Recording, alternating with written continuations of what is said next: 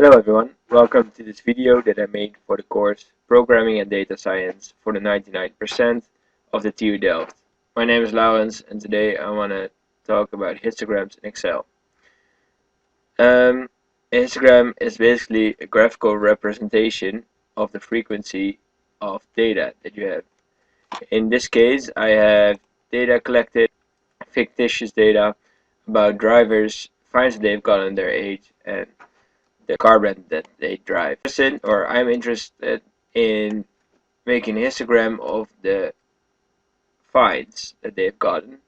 So we start by making bin widths and we specify the top of each bin. I know that the maximum fine is just below 500 euros, so I will make bins of 50 euros, that seems appropriate, 50, 100, then we can use Excel to drag it all the way down to 500. And now we have specified this, we can use the built-in histogram tool to make a histogram. Go to the Data tab and you hit Data Analysis. If you don't have this button Data Analysis here, then you have to activate it out of the Analysis ToolPak. You go to File, hit Options, and you go to Add-ins, and then Manage Add-ins. Then you have to make sure that your Analysis ToolPak is checked.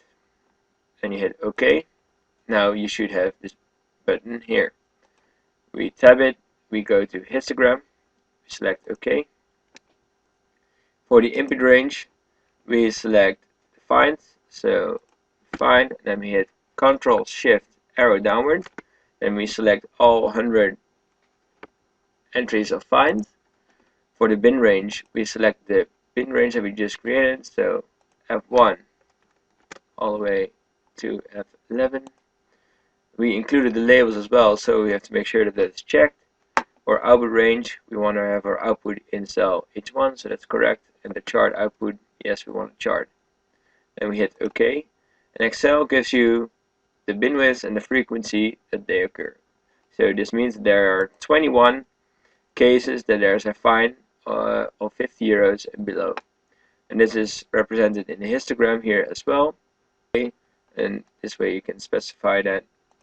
You can make the histogram close to each other by formatting the data series and then removing the gaps, opening it to 0%.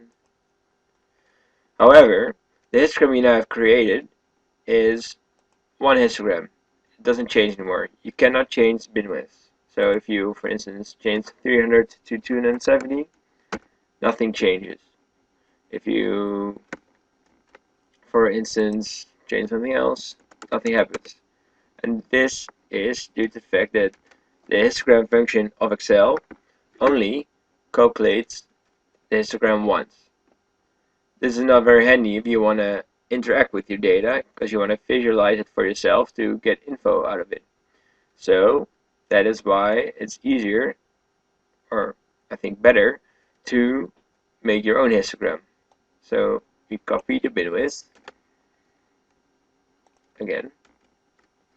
However, in this case, we will calculate our own frequency. And this can be done by selecting the area next to the bin width and one extra, and then using the frequency function that's built in Excel. So it is frequency. And then we select the data, so B2, all the fines, Ctrl Shift arrow downward. And then we also select all the bins widths, so let's see, next to. And then it's an array, so as we have learned in the course, we hit Ctrl Shift Enter. And there we go. Now we have created exactly the same table as that Excel had calculated for us.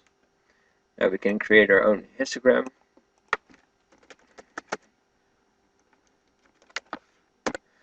The final frequency is also important because this indicates all the values that are above the last specified bin width.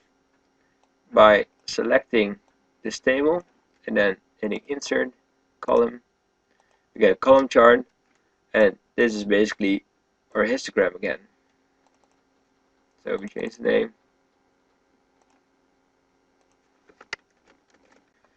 and we change the data as well.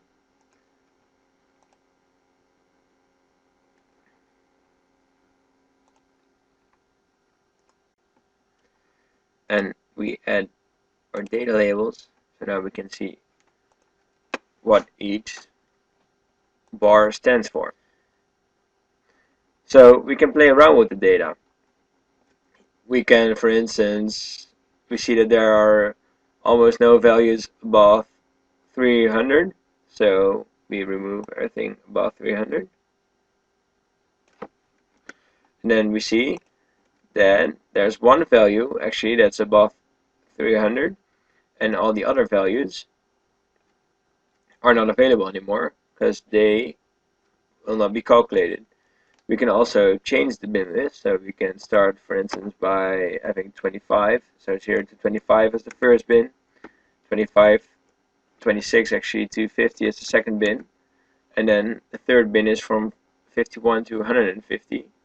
And then we see that it changes, that the different frequencies in the bin have changed.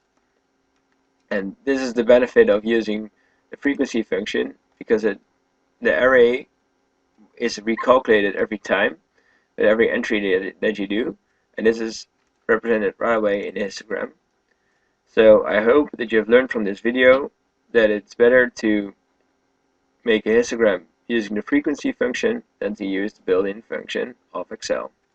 Thanks for watching.